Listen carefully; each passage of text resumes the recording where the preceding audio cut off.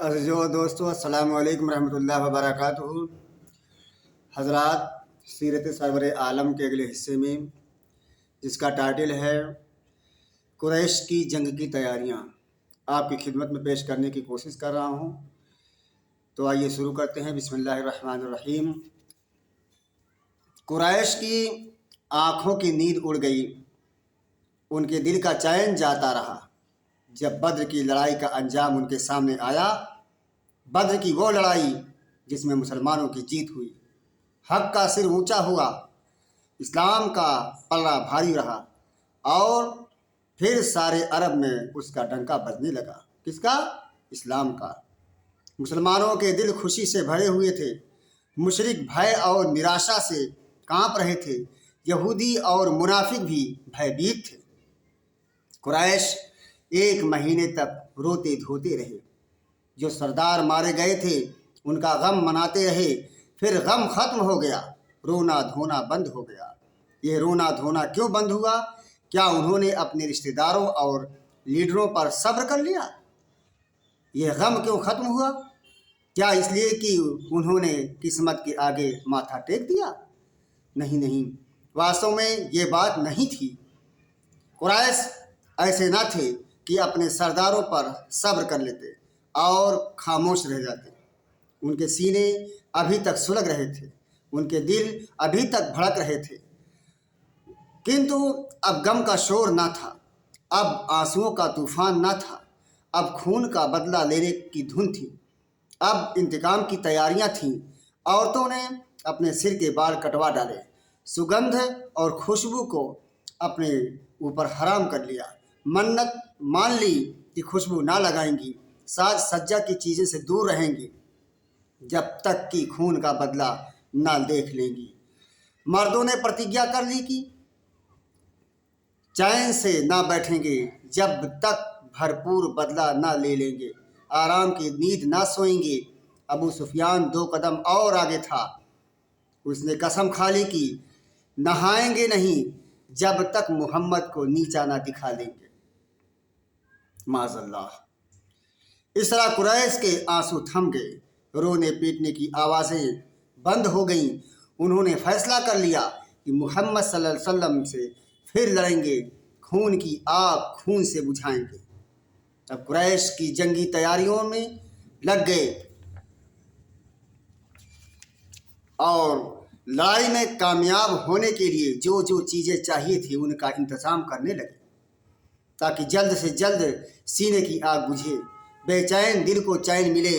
لڑائی سے پہلے جو قافلہ سیریا میں آیا تھا اس کی پونجی دارالندوہ میں روک لی گئی تھی، وہ ویسی کی ویسی رکھی ہوئی تھی، اس کو ابھی بانٹا نہیں گیا تھا۔ قریش نے آپس میں طے کیا کہ حصے داروں کا مول دھن واپس دے دیا جائے اور جو لابھ ہو اس کو فوج پر خرچ کیا جائے، اسے لڑائی کی تیاریوں میں لگا دیا جائے۔ یہ بات تو سب کے دل کی بات تھی، اس لیے پیش ہونے سے پہلے ہی قبول تھی۔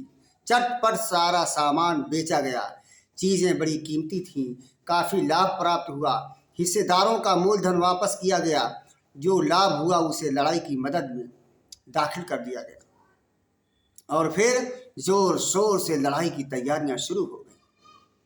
بدر کی لڑائی میں ابو سفیان کا بیٹا بھی مارا گیا تھا۔ اس کا ابو سفیان کو بڑا دکھ تھا۔ قریش کو بدر میں مسلمانوں کے زور کا تجربہ ہو چکا تھا، اس بار وہ چاہتے تھے کہ بہت بڑے لشکر کے ساتھ مقابلہ کریں، وہ لشکر ہتھیاروں سے خوب لیس ہو۔ یہ کام وقت کے وقت ہونے کا تو تھا ہی۔ بہرحال کچھ دن تو لگتے، ابو سفیان غم اور غصے سے بے قرار تھا، وہ اب انتظار کرنا نہیں چاہتا تھا۔ اس نے مکہ سے 200 آدمیوں کو ساتھ لیا اور محمد صلی اللہ علیہ وسلم سے بدلہ لینے کے لیے چل پڑا۔ مدینہ سے کچھ فاصلے پر عرائز نامک ایک استھان ہے، وہاں پہنچا تو ایک انصاری اپنی کھیتی میں لگے ہوئے تھے، ساتھ میں ایک مزدور بھی تھا۔ ان دونوں کو اس نے وہیں مار ڈالا، 2 گھروں میں آگ لگا دی، کچھ کھجور کے پیڑ تھے ان کو بھی جلا دیا۔ ان باتوں سے اس کے نزدیک قسم پوری ہو گئی۔ اب وہ اپنے آدمیوں کے ساتھ بھاگ کھڑا ہوا۔ प्यारे नबी सल्लल्लाहु अलैहि वसल्लम को इस घटना की खबर मिली तो अबू सुफियान का पीछा किया, लेकिन भागने वालों ने होशियारी की। जान खतरे में देखी तो ऊँटों का बोझ हल्का करने लगे। साथ में सत्तू की बोरियां थी, उनको नीचे फेंकने लगे। इस तरह कहीं जाकर उनकी जान छूटी और वे सुरक्षित वापस आ गए। अरबी में सत्तू को सवीक कहते हैं, इसलिए यह घटना गज़वे सवीक की लड़ाई के नाम से मशहूर हुई। यह जिलहिज्जा सन 2 हिजरी की घटना है।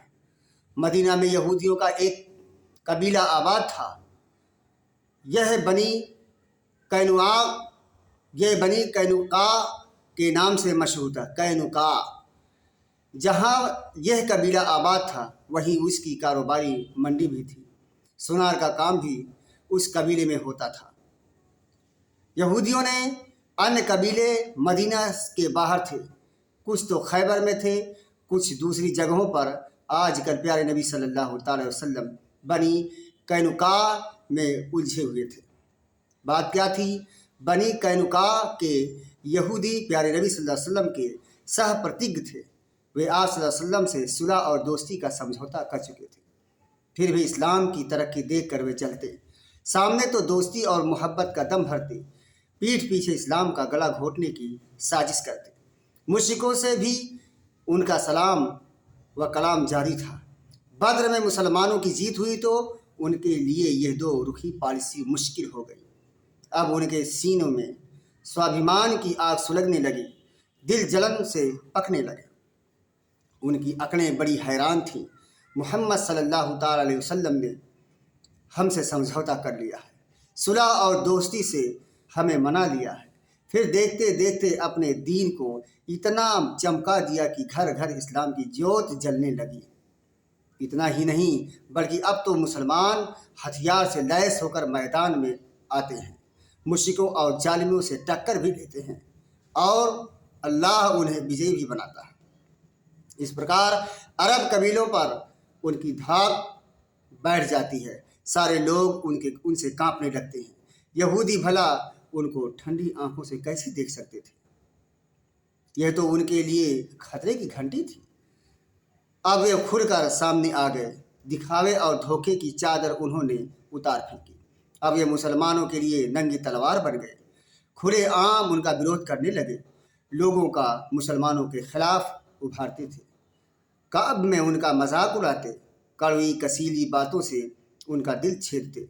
अर्थात उन्होंने समझौते की कोई परवाह नहीं की, सुलह की कोई ख्याल नहीं किया। प्यारे नबी सल्लल्लाहु अलैहि वसल्लम ने ये रंग देखा तो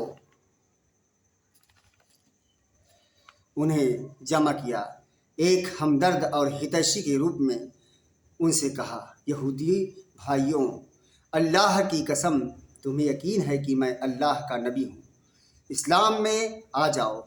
ऐसा ना हो कि बद्र वालों के समान तुम्हारा भी सबक आमोज अंजाम हो। लेकिन वे लोग भी ताकत के नशे में थे।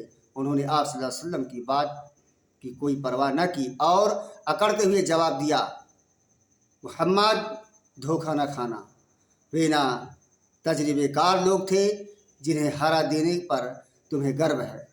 हम तलवारों के धनी हैं, हम मैदान जंग के शेर हैं।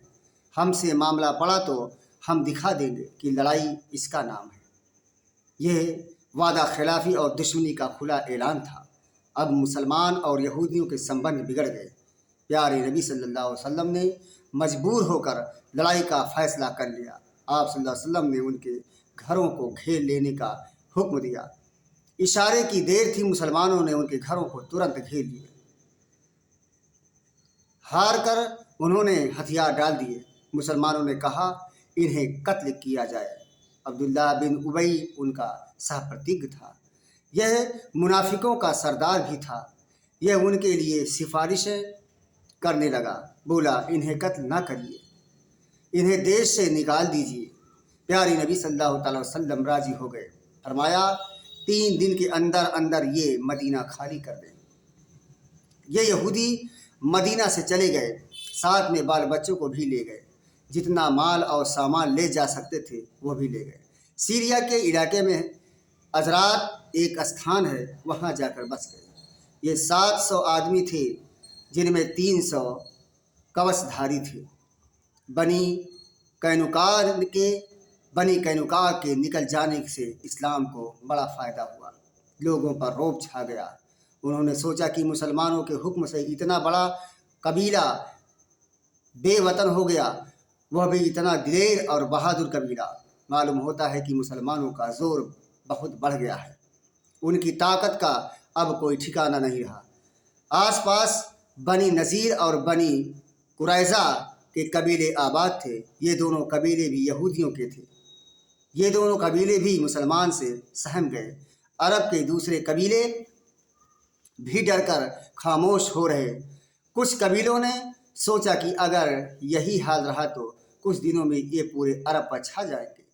इनके ज़ोर का तोड़ होना चाहिए और इनका दबदबा खत्म होना चाहिए। इन्होंने सब सोचा और मदीना पर चढ़ाई की तैयारी शुरू कर दी। प्यारे नबी सल्लल्लाहु अलैहि वसल्लम को भी खबर हुई। आप सल्लल्लाहु अलैहि वसल्लम इस फितने को दबाने के लिए आगे बढ़े। इन कबीलों ने सुना तो उनके होश उड़ गए। जान बचाने के लिए कुछ तो खतरनाक रेगिस्तानों में फैल गए, कुछ ने पहाड़ी दर्रों और गुफाओं में पनाह ली। सदकल्लाहुल मौलाना।